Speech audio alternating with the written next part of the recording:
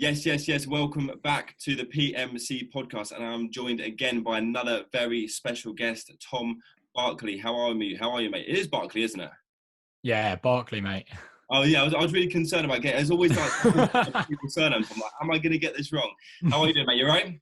Yeah, I'm very good, thanks, mate. How are you? Yeah, very well. Thank you. Very well. So, let's just give the listeners a little bit of introduction about yourself. How did you get yourself into the fitness industry, and like how your journey so far within the fitness industry? Cool. So I played sport all my life, like most people. Played sport. And when I left school, I stopped. And then I just wanted something to do to keep me fit and active. Ended up walking into the gym, took an interest in it. Started training quite a lot. And then as part of like my college program, I had to do work experience somewhere. So I ended up doing it at Raw Performance. Ended up getting like a bit of an apprenticeship kind of thing there. Not an apprenticeship, but they gave me like a load of work experience. Did that, got my qualification, then started working there. And now I've been PTing for 4.5 years. I've been online coaching for 2.5 of them years as well. And now I am a co-director at Raw Performance as well. Oh, decent, mate. Decent. And whereabouts is Raw Performance? So it's based in Hitchin, Hertfordshire. Oh, okay. Decent. Oh, very nice, mate. So at the moment, obviously, I've seen on your Instagram, and if anyone follows you, they all know that you are currently doing a dieting phase. Obviously, it was for a different occasion, but Corona changed things around. It was for a holiday prep for Ibiza. Big time. And things sort of had to change a little bit. So let's just go through how your current diet is going, what sort of had to change, and sort of like how you were like emotionally with regards to the change, because it's sometimes a really hard thing to be able to have a goal in mind, and then a lot of people probably do have this holiday sort of like prep goal in mind, or had this holiday prep goal in mind, and it suddenly had to change. So like, let's just give you like a run through how everything's going, new goals and all that sort of stuff. Yeah, for sure. So I just come off the back of a 2.5 year gaining phase. I started that gaining phase with Callum from the Muscle Mentors, what most people in the industry have probably heard of him. Yeah. Signed up with him 2.5 years ago. Super knowledgeable guy, super helpful. Did a 2.5 year gaining phase. And then we decided that we'd do a diet for this summer. Even at the start of the diet, I was like, I'm not holding enough muscle mass. I want to keep gaining. But I was like, I need to get lean at some point. I need to show my clients that I can actually still get lean, not just, be bulking on 4,000 or 5,000 calories the whole time. So end of January, mid to end of January, I started this diet. And the plan was initially to do a 16-week diet through until the first week of June, booking a photo shoot for the first week of June, and then to hold condition but slowly reverse diet up and stay lean for the whole of summer. Because I've had the past 2 years being bulky, not really wanting topless photos on holiday and whatnot, I just wanted to stay lean for a whole summer. You actually feel a little bit better, get a load of holiday photos and whatnot. I might even have booked in a photo shoot towards the back end of the summer as well, knowing that I wouldn't be quite as lean, but just for a few more images and whatnot. But when we went into lockdown, obviously that changed everything. The initial plan when we went into lockdown, because we didn't know how long it was going to last, was just to get me about 4 weeks away from a photo shoot, and then to hold that condition until gyms reopened, and then drop back into a deficit for the last 4 weeks and still to do a photo shoot. That was then the plan for a bit of it. That then when lockdown kept getting extended and we again weren't too sure, me and Callum had a chat and we just agreed, let's stop dicking about basically. Let's just get lean, not really have any official photos done, but just get lean for like a set day. I still wanted to do a couple of like peak weeks. What for anyone who doesn't know what they are, it's basically what like bodybuilding competitors would do or people before a photo shoot to look your best on a given day. And I still wanted to go for a couple of them just for experience more than anything else. I've taken a couple of clients for them, so I just wanted to go for it myself. So now the plan, after a couple of weeks of not doing that, once we had that chat, we then said, right, let's plan that to do it towards the end of June. So now my end date is looking at the 26th of June, I believe. And that will be the date I have my photos and whatnot done. But then rather than staying lean for summer, because I don't think we're going to be able to go on holidays, go to festivals or really do anything, I'm just going to get straight back into a gaining phase, use the rebound effect as much as possible, drive on as much muscle mass as I can moving forward, and then kind of play it by ear and go from there. Oh, decent. And the funniest thing, he's doing like So I'm doing a photo shoot as well. Obviously, you guys know that it's something that I've been talking about quite a lot on Instagram and also on the podcast. My photo shoot is the day after your photo shoot. How long have you been dieting for? So how long will it be into the photo shoot that you will have dieted for? Yeah, so up until the photo shoot now, I believe it's looking at about 19 or 20 total weeks. Oh, jeez, a lengthy one. Yeah, quite a long one. But in all honesty, I started in a very, very good start position because I just come off the back of the 2.5 year gaining phase. Calories were really high. Motivation to do it was really high. I was really healthy. I felt really good. I was ready to do a diet, and I was ready, like, to get proper lean. You're probably going to have to suck it up a little bit towards the back end of it. And I was in a very good, positive mental headspace to do all of that kind of stuff. Yeah. So I went into the diet like, cool, right, I'll do whatever it takes to get that lean. And then when things kept getting delayed, when we realized that we weren't going to book in an official photo shoot, I had a chat with Callum again. And we just agreed that it wasn't worth getting proper lean now. And what I mean by like proper lean is like competition, like shredded, like straighted legs, like as lean as I possibly could, because the health implications of doing so and the potential risk of like muscle loss and whatnot wasn't worth it if I wasn't actually going to have photos done. So we just agreed that I'd still get lean and what I personally would call like beach lean. So I still get like the leanest I've been for a very, very long time. And I'm now coming on to the leanest I've ever been as well, but not quite as lean as what I maybe would have taken it this summer. So because of that, calories haven't been pulled down quite as hard. Cardio hasn't gone quite as high. So like, I'm still feeling pretty good. Like for the fact I've been dieting for 16, 17 weeks now, I feel good. Yeah, man. And man, you're looking absolutely awesome as well. Your photos you put on Instagram, they look really, really good. How much body weight have you lost in total so far? Good question. So at the absolute height of my last gaining phase, I pushed body weight up to 200 pounds. And then at the start of this diet, I was sitting around 188 to 190 pounds. Okay. Because I'd done a little mini cut in between that. And now body weight sitting at, good question, 164 pounds. So quick bit of maths. 26 pounds? Yeah, decent, man. So quite a lot of. And what's the? Is that right? Yeah, no. It's around that. And do you know what the game plan is for the next 4 weeks? Is it like? Because me and Ryan have been chatting. Because obviously, like again, like one of the huge things that you said is like not wanting to push it to that extreme level of leanness, and actually like not to take away like the health side of things, and actually be like in a good place for a shoot, like look really good, but not actually like affecting health levels and all that sort of stuff. And like you said as well, like the muscle retention standpoint, once we do get ourselves to like a very lean state, we do see a loss of muscle, but it's easier for us to actually lose tissue. Do you know what the plan is? Me and Ryan are sort of thinking about like maybe 2 more weeks. I think we've got just under 4 weeks, haven't we? So it's like we're thinking maybe like 2 more weeks of digging and then maybe start pushing food up a little bit. Have you and Callum got sort of plan going forward for the next 4 weeks? Yeah, so obviously this is the massive benefit of having a coach. And it's like, I'm a coach myself, is why I tell everyone to get a coach. Just because having that second of opinion once you start getting towards the back end of a diet, in my opinion, is so worth it. Well, I know we've had a discussion before, but especially when you enjoy doing this kind of thing, it's quite easy to get towards the back end of a diet and just be like, oh, I'll dig for more, I'll do more, I'll go on lower calories, I'll do this, I'll do that. Because once you've kind of done the, not suffering, because it's not actually suffering, is it? But gone through the slight hardship or whatever you want to call it of dieting, it's fine as soon as you're mentally over that, it's fine. So when I've done previous diets, I've pushed myself a little bit too hard, pulled calories a little bit too low and whatnot. And it's not that hard to do. So having that second opinion with Callum, where he's like, no, we're holding calories here, like to move forward. We don't need to, blah, blah, blah. It's just so useful. But to actually answer your question, what our plan is now is that we're quite happy with where body weight is slowly coming down still, holding on the same amount of calories. So now we're just going to slowly start dropping out like stress. And so we're going to slowly start decreasing the amount of cardio I'm on to decrease the amount of like inflammation and just general stress in the body. What's already showing in terms of my scale weight as well as showing in terms of my physique. So we're going to hold calories where they are. I think next week on my next check-in, we're going to be doing a trial peak week. Yeah. Straight off the back of that, another trial peak week. And then off the back of that, my actual peak week for my photos.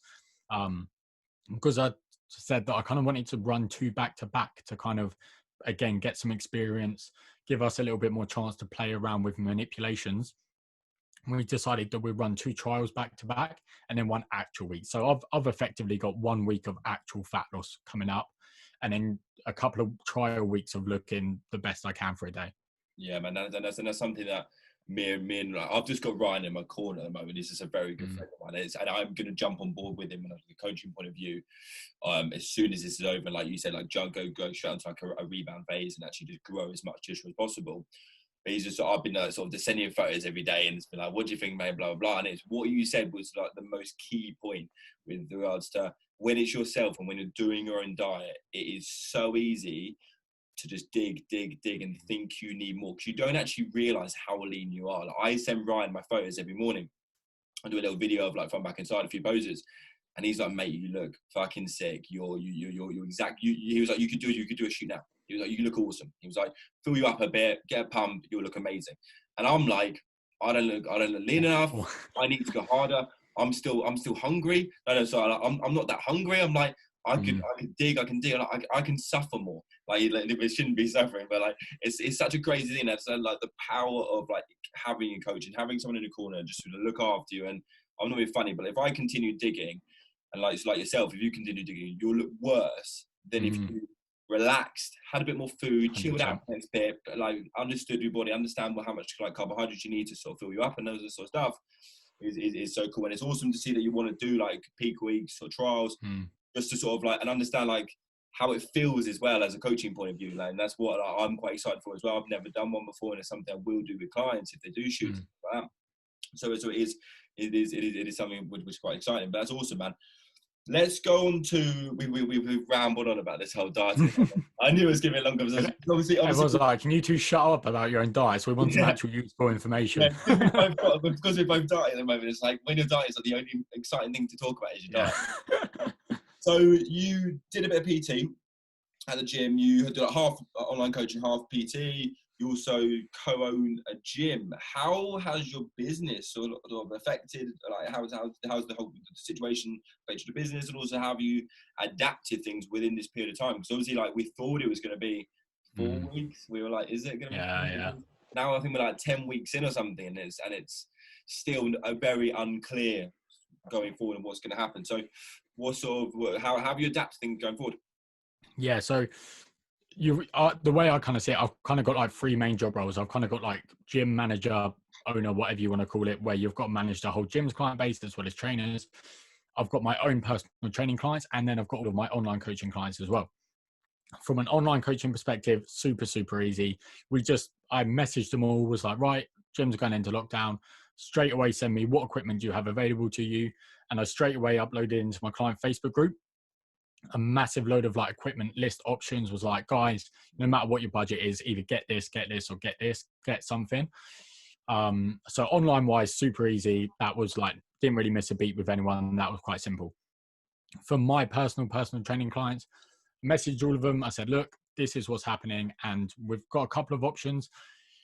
I didn't massively want to go down the virtual personal training kind of route. I know a lot of PTs have been doing some like Zoom PT sessions and stuff, and I think they're awesome. I think they're still super valuable. I did them with a couple of clients right at the very start, just to kind of show them how to set up exercises at home, because with some personal training clients, they kind of just walk into the gym with blinders on. They don't have a clue what you're doing, even when you do try and tell them, and they'll just do what you tell them to. As soon as they walk out the door, they forget. They just follow you. They just rely on you being there. Yeah, exactly. So for a few of them, we did some virtual PT sessions so I could show them how to set up exercises properly and all that kind of stuff. But then I kind of wanted to move my focus from that to more online. So I pivoted quite a lot of my personal training clients online. Obviously, I already had the business model set up. I already had all of the systems, the structure that I needed for that. So that was super easy. Just moved them over there. For the gym perspective, we weren't too sure how we were going to go about it. So we kind of just set up like a massive Facebook page for all of our members. And all of our trainers have been absolutely awesome, and they've been putting so much useful, like valuable content in there. They've been putting in workouts, they've been putting in educational bits. We've been doing like live Q&As, recipes, everything. Oh, amazing. So that was really, really useful for our gym client base, whether they were personal training clients or not. Everyone had access to it. So that kind of helped them. And then each trainer individually was working with their client still in some way, shape or form. So yeah, that's kind of how we ended up pivoting it. And touch wood, thus far, it all seemed to have gone quite well. Amazing, mate. Sounds like a really sort of good structure. How have your clients found motivation to train? Like, I've chatted to a load of people about this, and it is a very sort of different scenario to have the motivation to go into a gym and train and be enthusiastic and be wanting to progress. And it's very sort of easy because like you're in this perfect environment, you've got your friends around, like you everyone around you, you're full of with people like like-minded, you've got amazing equipment and all this sort of stuff. So it's like very easy. I think we took for granted how easy it was to get motivated in a gym. It's just like the most easy thing in the world, especially the gym you go to. It looks awesome on Instagram. Yeah. Same at Halo where I train. It's like very like-minded. Yeah, it's a sick gym. Yeah, I'm very lucky to work there. It's very like-minded individuals. This is awesome to be in. But obviously now we've having to train at home, and something I struggled with massively at the beginning, especially when we've got very limited equipment, we've got a couple of bands.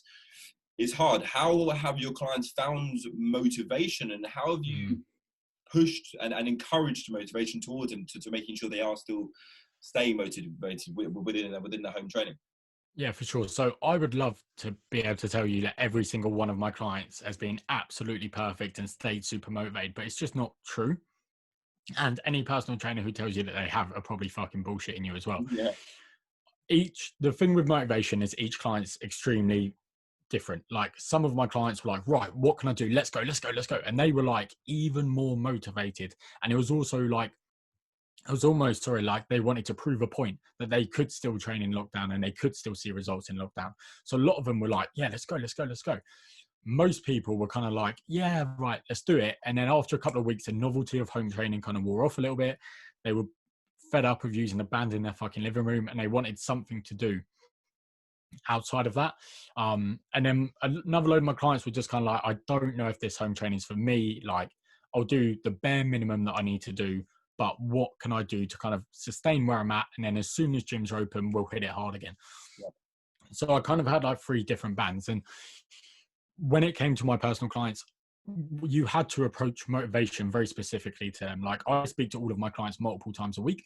So I know what weeks they are motivated, what weeks they're not motivated. I know why they're not motivated, because some people are motivated because they enjoy the gym atmosphere, like you said. Like our gym's got a pumping atmosphere. You walk in, you get the energy. Like you've got a personal trainer standing next to you, telling you what to do, telling you to do more reps. And like that's motivating for a lot of people. Yeah. So for some of them, it was like really, really hard to go from that to, okay, I'm at home in my living room. So speaking to each client as an individual was obviously so important, because even some of them, it wasn't directly training that they weren't motivated for. It was just general shit because we're in lockdown. I'm sure we've all had weeks where we're in lockdown, you can't go anywhere, you can't do anything, especially at the start. And it's so easy just to have a week where you're like, you know what? And it's not just I can't be fucked to train. It's I can't be fucked to train. I can't be fucked doing my work. I can't be fucked doing my house jobs. I can't be bothered to do anything. So I think speaking to all of my clients individually really helped. And because I do have so much contact time with them, I was able to pick up very, very quickly when they were having slight lack of periods of motivation. I was dropping in pretty much like a motivational style post around that into my clients group, my client Facebook group, at least once a week to kind of give them a different perspective on different things. And most of the time it was just coming back to what you've probably spoke about a lot, but it's like, what's your why? Like, what was the reason why you first walked into a gym in the first place? What did you want to achieve and what did you want to do? If you still want to achieve that, you can still achieve that with home workouts. And an analogy that I put into my clients group the other day, and seemed to resonate really well with people, is I just said, right, well, what's your goal right now? Have you still got a goal that you want to achieve in 8 weeks or 12 weeks time? If you do, home workouts are just another vehicle to get you there. And the way that I described it was, being in a gym is like being in a supercar. Everyone wants to be in a supercar. to get to their end destination because it's more fun, it's more enjoyable, and it feels good to be in it. But your home workouts are kind of like having to get on a bus. You probably don't want to get on a fucking bus, but the bus is still going to take you to your end destination if you do want to get there. So I quite simply said to clients, like, you can either get off the bus, stay where you are and wait till you can get back in a supercar in however long time, or you can get on this shitty bus. You'll still get to your goal, but you just might not enjoy the journey quite as much. And then once I put that in, a lot of people kind of resonated with it and was like, right, so I can still get there, but I'm just not going to enjoy it quite as much. And I think just having the reality and understanding that training at home is not as enjoyable. The resistance profiles don't feel as good. You can't make strength profiles as good. Exercises in general just feel a little bit off. And that's okay. So once my clients kind of realize, right, not every workout I need to be absolutely feeling amazing, doing every movement perfect. They might be a little bit shit. Some movements are going to feel better than others. They were kind of like, okay, I can get my head around that. So if I don't have the best workout, it's not the end of the world. Like, you have one bad workout, get over it, try and have a better one next time. And when you're at home, in my opinion, you're probably going to have a lot more bad workouts than what you would have in a gym. Yeah. And as soon as clients kind of wrap their head around it, they were kind of like, okay, cool. Now that I know that I can achieve home workouts. And then I was posting like client success stories in my group as well, saying this client's done this during lockdown, this one's done this. And then they were like, okay, so people are still seeing results. So if I put my mind to it and I do X, Y, Z, I can still see results. But on the contrary, I balanced all of this with saying to clients constantly, don't put yourself down if you're not progressing in this time. I said quite openly, like right now for a lot of you, if you've got kids, if you've got X, Y, Z, if you're still working full time, if you've got a load of other stuff going on, right now, you might just not want to progress towards a physique goal. And that's completely fine. If right now you just want to be like, right, I'm just going to do the bare minimum that I can to maintain where I'm at, still eat well, still train a little bit, still try and get some steps in, maybe a little bit of cardio, but this isn't going to be my sole goal right now, that's cool. And then just wait till gyms are open and then get back on it then and then decide to smash it. So yeah, it was trying to kind of balance it too, like tell people kind of like, don't be a pussy. If you want results, get the fuck on with it. Yeah. But also, if you don't want to see results right now, that is also okay. It was kind of balancing the two. And again, that's why I always spoke to each client as an individual, because I knew who the client was. I knew what their goals were. I knew what their personal mindset was going to be like during lockdown. So I could speak direct to them and give them what chat they needed, if that makes sense. Yeah, man. That analogy in regards to like the supercar and the bus is absolutely phenomenal, mate. It's incredible. And that's exactly the position we're in. Like, we could be getting we can't get incredible workouts in day to day. We don't have these amazing routines to optimize resistance profiles. We can't optimize everything as much as we can, and we just have to sort of like work our way around things and use bands and use things. And like, don't get me wrong, I bet we're all bored to fucking death of a banded split squat, but it's something that it's got to do. It's got to do, and the analogy is fantastic. And I think like the good thing, what I was thinking about today is the good thing about this period we've had and actually doing home workouts and understanding home workouts and understanding what we can do with very, very minimal equipment. It's like, we don't now, like when we have time restraints and we're not actually able to sometimes go to the gym, like, oh, fuck, I ran out of time here, I'm not going to be able to go to the gym. We know that we have the ability now to do like a quick half an hour leg workout at home, which isn't going to be optimal, going to be better than nothing. And this, and like I was thinking as well today about going on holiday. I normally don't really go on holiday, but when I do go on holiday, I don't really have the gym. I normally go to Portugal. My parents got a place there, so we go there, and it's like there's a gym, but it's like a 45-minute walk away, and it's like, oh, can I be bothered to walk away there, do an hour's training, walk away back, and it's just like it's a lot of time just to do a bit of training. So now I'm just thinking, cool, like, I'm just going to buy a couple of bands for there, and then I can actually I know I can have a decent little workout, like rig something up here, take my cuffs over, so I can do some like lateral raises and stuff like this, and it's actually like a cool little place to actually understand what we can do with such minimal equipment as well. And it's something your clients will probably take away as well, like having busy lifestyles and stuff like that. They can do quite a lot with just minimal equipment. Yeah, massively. And I completely agree with that. I do exactly the same. Normally when I go on holiday, I don't really train, or if I do, it's like a few press ups or whatever. Like, don't get me wrong, if you're going on holiday 4 or 5 days, you probably don't really need to bother. But like, I think 2 summers ago, I went to Italy for like a couple of weeks with my family, and there was no gym in the whole coast of Italy that I was on. And I was like, shit, like, what am I going to do? Like, because you're probably quite similar to me, and a lot of people within the fitness industry is that I just like training. Like, it's not always that I don't feel like I have to train. Like, you're not going to lose a load of muscle like on 1 week on holiday or anything. But I just enjoy the whole prospect of training. So yeah, exactly that. Like, beforehand, I might have taken a band, like done some bicep curls and be like, right, cool, that's all I can do with that, let's leave it. But now, like you said, there's a whole exercise pool that you've now got readily available to you for if and when you can't access a gym. Yeah, no, 100%, 100%. Well, one of the major reasons why I brought you on today, mate, is because obviously you coach a lot of general population. I coach a lot of general population, and a lot of general population people come to us to transform their physiques.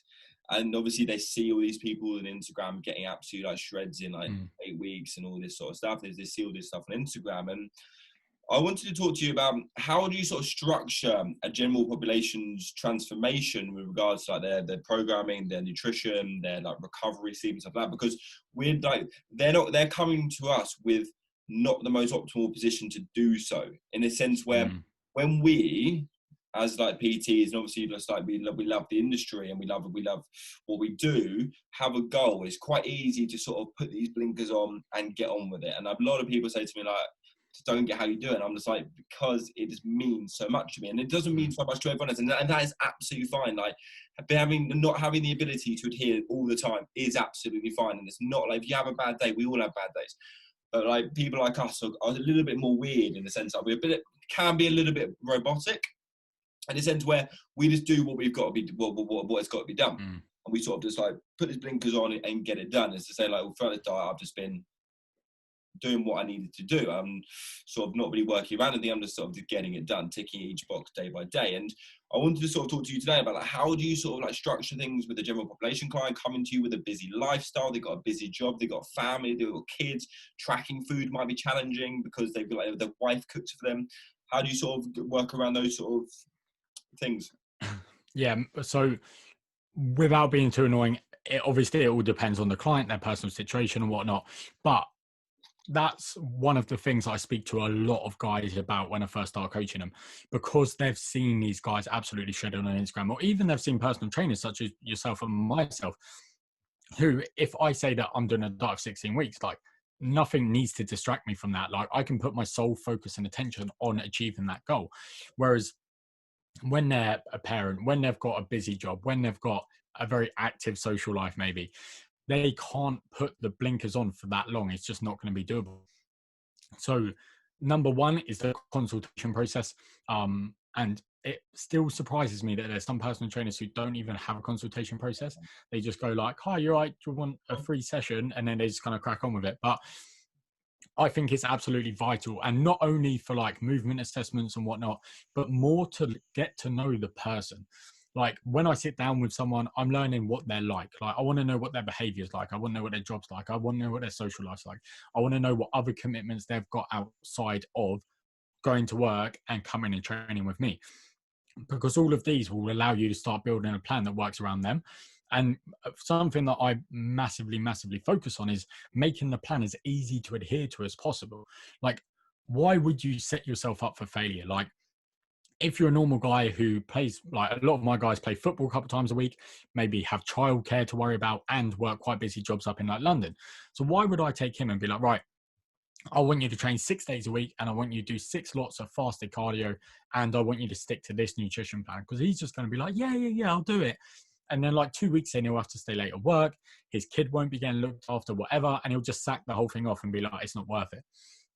So when it comes to setting up training plans and nutrition plans, the number one thing is just making it as easy to adhere to for that client as possible. Now, in some cases, that is that a client might find it easier to stick to a fixed nutrition plan. Like people generally hate on them. I think they're useful in some scenarios. Yeah, Yeah, exactly. My clients who are like super busy in London, they work extremely long hours and very stressful jobs. If I told them to get an app up on their phone and scan a barcode for every single time they wanted to eat something, they'd tell me to piss off. Whereas if I'm just like, mate, all I need to do is eat this, or get this meal prep company to come and deliver this exact food to your work, and then you don't even have to think about it. They're like, yeah, sound, I can do that, because it takes all of the thought process out of it for them.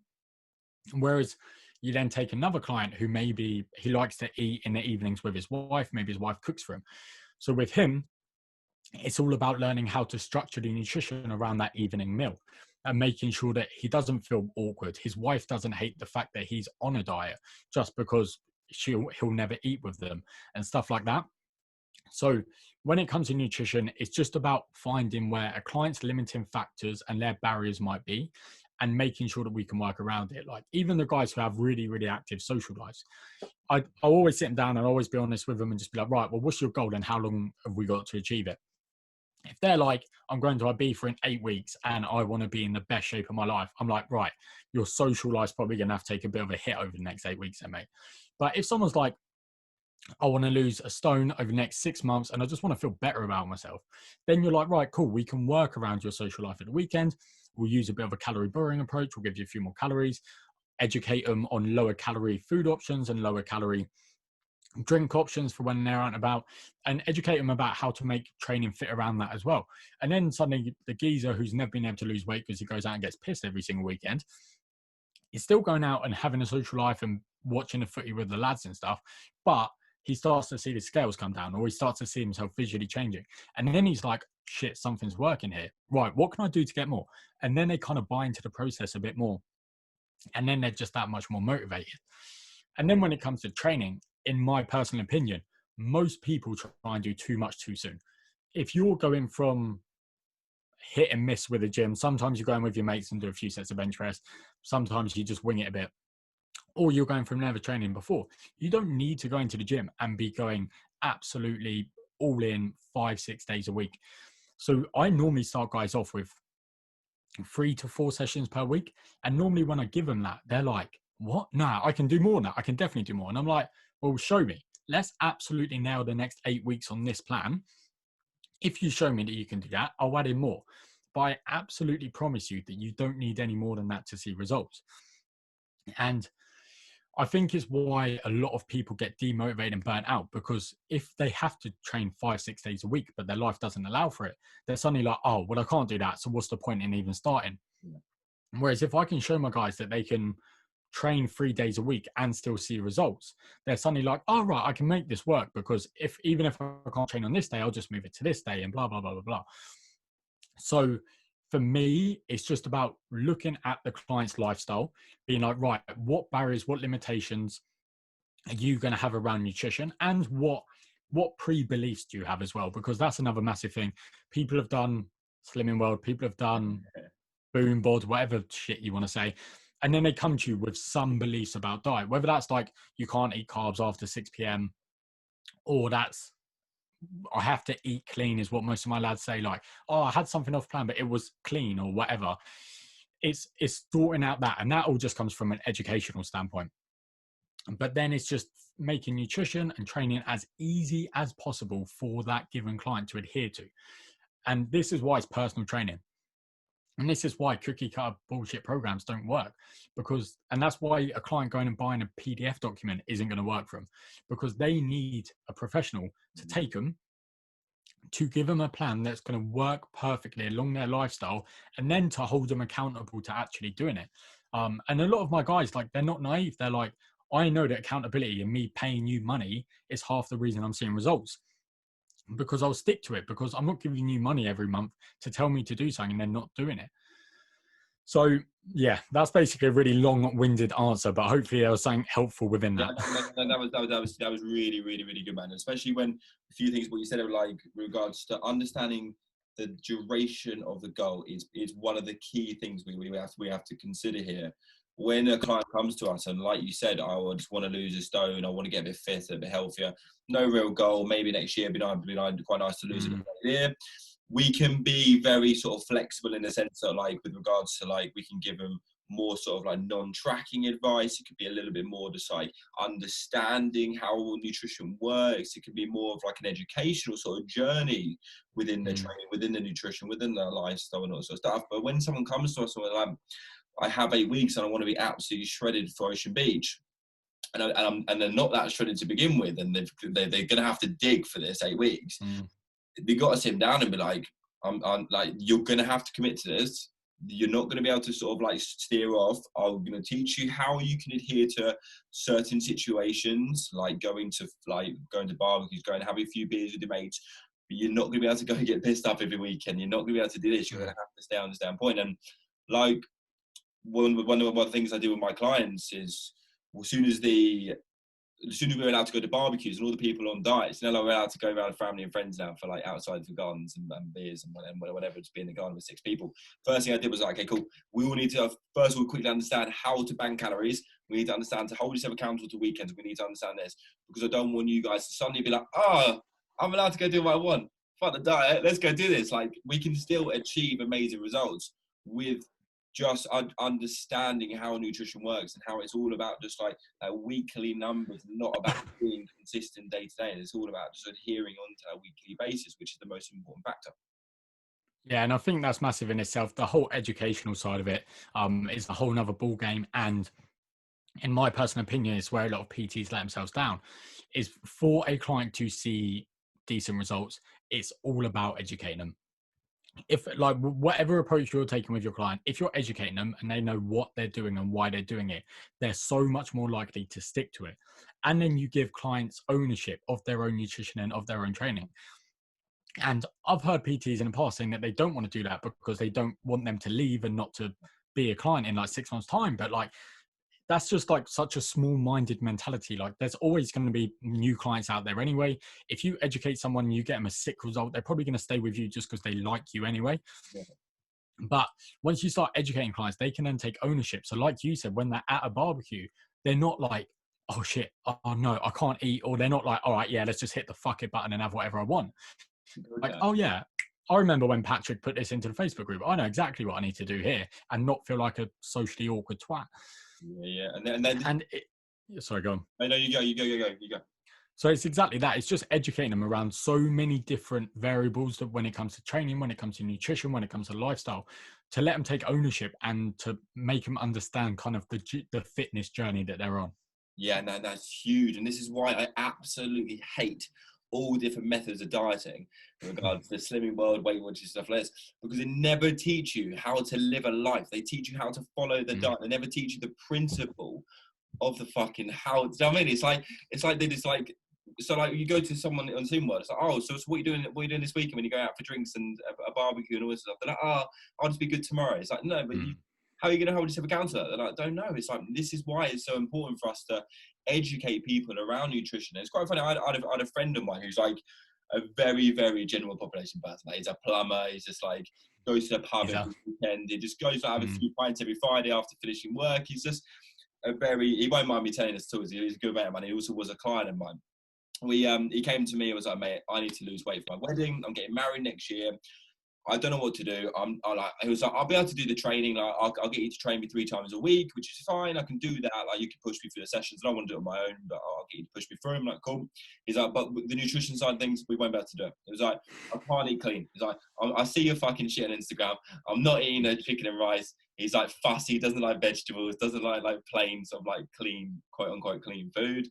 And he was like, never going to work. And I was like, mate, we're going to get this to work. I was like, first of all I want you to do, mate, download MyFitnessPal and just start tracking the foods you're eating. Just start tracking. I don't know, I'm going to give you a number. I was like, mate, just start tracking it. Did a week of it, obviously became slightly more like aware of what he was eating, so started eating a little bit less. And then it was, it's weird, man. I'm just losing a little bit of weight on this, what I was currently eating. I'm like, sweet, keep doing that for a while. Then it sort of went on for a bit. And he was getting into the tracking side of things. It made him a little bit easier. He had all the foods on there. So it was like, oh, cool, just clicking each day. It was nice and simple. Then I was like, okay, cool, let's just maybe look at calories a little bit more. Man, I'm going to set you a number now. Let's try and hit this number. He's like, okay, sweet, really nice and easy. Having his super noodles for lunch, having his pint for the weekend. Like, it was just the most easy, like, simple thing. I was like, cool, let's focus on protein content now. Let's go into this goal. And then we were like, after that, it was fruit, it was the vegetables, and went into this sort of thing. And by the end of it, before his wedding, it was 35 kilos. Fuck. And he got into incredible shape for his wedding. And like, and still today, I don't coach him, but he put on, do you know what I mean, probably like 5-6 kilos post wedding, enjoyed himself, probably needed to put a bit of body fat on anyway. And now he's just maintaining it. because he had the education around it, because it wasn't just like, here's an 8-week chicken and rice diet, follow it for 8 weeks. It was all the education around it, which is always the most important thing, like we just spoke about with regards to general population. So, yeah, massively. Yeah, it's huge, it's huge. So you work in a gym. You work as an owner of a gym, part owner of the gym, so I'm chef manager. How do you think the structure behind reopening gyms is going to be? Obviously, there is this sort of 14th of July, they're saying. 4th of July, I believe. Is it 4th? Yeah, 4th of July, maybe, like hairdressers, barb, like all those sort of stuff, and leisure or gyms might be opening. Do you reckon once they do open, there will be like a booking sort of system and a capacity sort of the thing? What sort of thoughts on that front? Yeah, so full disclaimer here, I'm no more informed than what anyone listening to this is. I don't have a secret mate who works for the government who's giving me the fucking lowdown. Like, I've got no idea. In all honesty, I actually haven't really watched the news for like the last 8 weeks. Like, I watch it whenever there's a big update, but apart from that, I just kind of like stay clear of it. I think it helps massively. So I'm no more, there's probably plenty of people out there who are more informed than me. But from what I'm going to guess is that when the government discusses gyms and leisure centres, they're thinking about the massive corporate pure gyms, Gymco and whatever other brands like that, because they're massive and they've got like 4, 5, 6,000 members and they might have a few hundred people in their facility at any one time. Whereas gyms, I think Halo's quite like it, and Raw Performance especially, is predominantly a personal training facility. We've got some normal members as well, but predominantly it's personal trainers on the floor at one time. And we probably don't ever have any more than max like 20 people in our facility. So I reckon that they're either going to be like, right, you're allowed to have a maximum of 50 or 100 people in your facility at any one time, or they're going to say you're allowed to have a maximum of X amount of people per square meter of your facility size. So booking systems might work. General social distancing, like I think a lot of gyms are going to take a lot of measures to like put equipment a little bit further apart. I think some bigger gyms are probably going to put like screens up in between like stuff before. I've seen a little bit of that. But all in all, I think it's just going to come back to being mindful, trying to stay 2 meters away from people and wiping down shit once you're done with it. I know that we're kind of thinking that if it's really, really limited capacity, we might have some personal training hours, then some normal gym access hours. We also run like a group transformation challenge kind of thing as well, where we normally have that's probably like when we have the most amount of people in the smallest surface area size. So we're speaking about how we're going to completely rejig that, because that business model just isn't going to work at all for us. But I'm thinking quite small-mindedly for Raw Performance specifically, we should be okay. And I'm imagining that what they'll say is you can now outdoor exercise in groups of 6. They might have already have said that. And then they'll go, right, you can now indoor exercise with a maximum of this amount of people or whatever. So yeah, that's kind of how I'm seeing it. But yeah, so I think I was listening to a podcast with Eric Helms on. So he's in New Zealand. He was saying that they're letting things sort of happen in public places up to 100 people in one place at one time, which places like ours will be absolutely fine. Like Halo and Raw Fitness will be absolutely fine in the sense where we don't have like 100 people in the place. Well, we don't at Halo. I don't know about you, but like you look at these sort of big commercial gyms and they've got. Like you go to, I've never actually been. We've got a pure gym in Tunbridge Wells, but I've never been. I've heard of people say like at 6 o'clock you've got like 200 people in there, or like 100 people in there. Like you've got an app and you can look how many people are in there. So I think it's going to be those like the more bigger gyms and the bigger like facilities and are gonna struggle. The ones that rely on numbers are going to struggle more, I think, in a sense where like us being more sort of unique, being more specific and actually having like people like wanting to come there for the reason for coming there, if that makes sense. They love the equipment and sort of stuff. It's gonna be a lot. I think the other thing to be mindful of for any gym owners and personal trainers is we're naively believing that everyone's going to want to come back to the gym straight away. And we've sent out client questionnaires to all of our clients now to ask them what measures they'd like to see in place, how comfortable they're going to see coming back to the facility and whatnot. So then we've got a little bit more understanding and knowledge of what they actually want from us to make sure that they feel as comfortable as possible. But I don't know how it's going to work. You might have 80% of people who are more than happy to come back and 20% of people who are a little bit more held back. You might have everyone just like, fuck it, I haven't trained with a weight for however long, I want to get back into a gym. But I think more from a personal training perspective, them clients are going to be a little bit more excited and a little bit more willing to come back because they're going to see you one-on-one and they're going to feel a little bit more comfortable within the facility and they're probably excited to get back training with you and whatnot. But for these bigger corporate gyms who do, like you said, rely on numbers, especially because a lot of corporate gym members don't go anyway, they just kind of signed up and then got fixed into a contract. A lot of them members are probably going to be like, you know what? I wasn't using it before anyway. I'm not that bothered about running back there. So I'm going to hold back for a little bit. So again, this is just me absolutely freeballing. I've got no idea if this is going to be the case or not.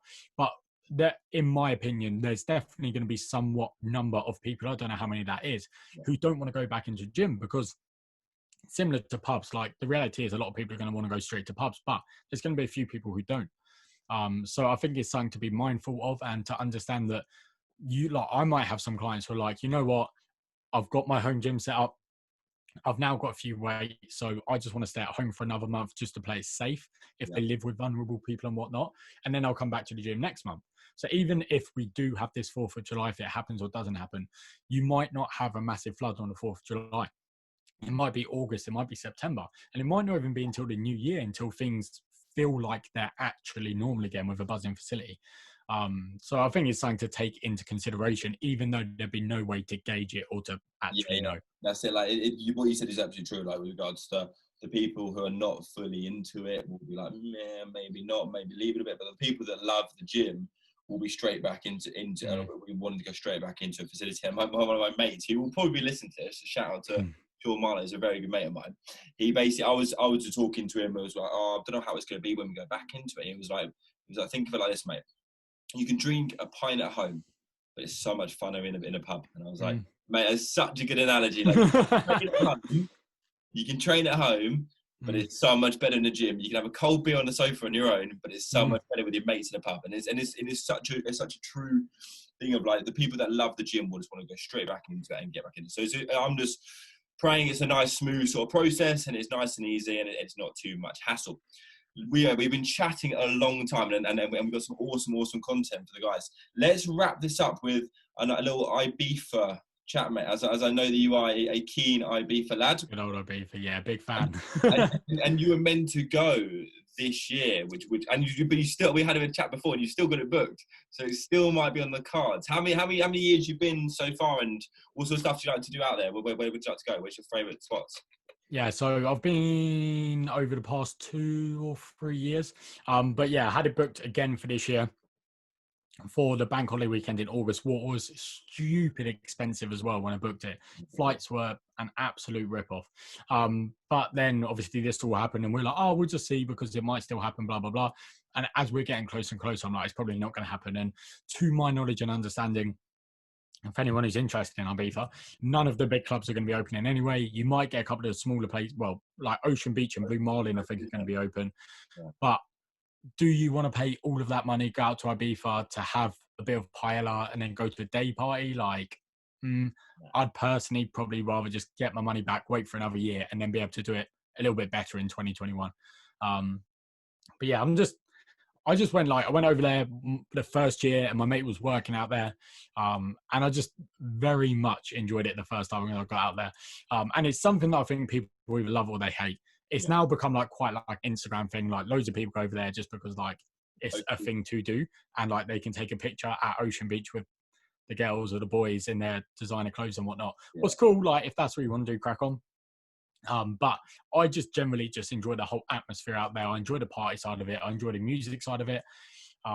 So it's nice. Yeah. I honestly, I was even considering doing a season out there after I first come back. I first come back, got the Ibiza blues, and I was like, right, that's it. I'm going to go do a season for a whole summer. I'm going to quit my job for a whole summer. Even told the other boys at Raw, and they're like, oh yeah, right, mate. Luckily, for me, touch wood, I came around to my senses after the IB for Blues went a little bit, and I didn't end up doing it. But yeah, but I just generally enjoy the place. So yeah, mate, it's a different world. And like my sort of favorite, I've been 3 times now. And have I been 3 times? Yeah, 3 times now. And it's just like I love like the what it's like out there. Just the atmosphere, like all the time, is just absolutely quality. Like you're in like the sun, like, the weather's always incredible. You go in the summer, it's just lively. You do like things like if you just want to like have sort of like a chill one during the day, like an ocean, just like sun out, you be able to pool, drinking all day. You can do that sort of vibe. Or if you want to go like have like big nights out, go do it. So it's just like it's just the best of both in it. And like the sort of weekend away, or like the longest I've done is 4 nights. I don't think I could do any longer. Otherwise, I don't think I'd make it home. But like you do, like it's just a sort of an incredible experience. And I wasn't planning to go this year. I was like, no, I'm going to give myself a year off and actually have a bit more of a sensible one, save a bit of money, because it's always on the most expensive 4 days of your life. That's what I said last year. Now I'm regretting it. Yeah, so I'm gonna have a chill one this year. Then I'm definitely like my boys in the group chat have already been like, next year, like we're 100% hitting this up. So hopefully we don't have another pandemic and we go into lockdown. Yeah, I think the thing is though, because there's going to be a backlog of people not getting to go on holiday this year, next year is going to be twice as busy, probably end up being twice as expensive, and but is what it is. Yeah. Have you been maybe even try and get 2 trips out there next year, one at the start, one at the end. Yeah. Did you ever go to Ants in Ushuaia?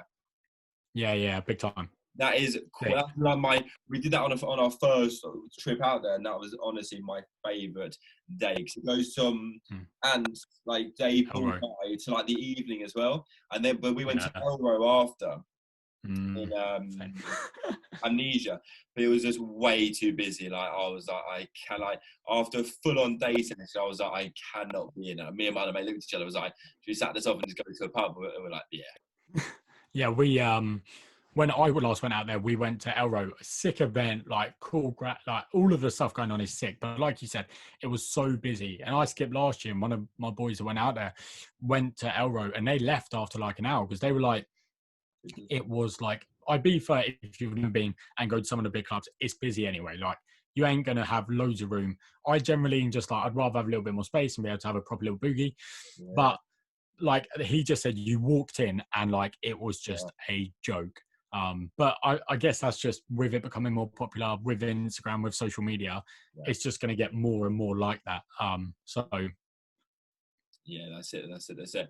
Mate, let's wrap this podcast up. It's been an absolute pleasure having on. I just want to say thank you so much for coming on today and actually just giving such value with regards to general population transformations and all that sort of stuff. It's been incredible.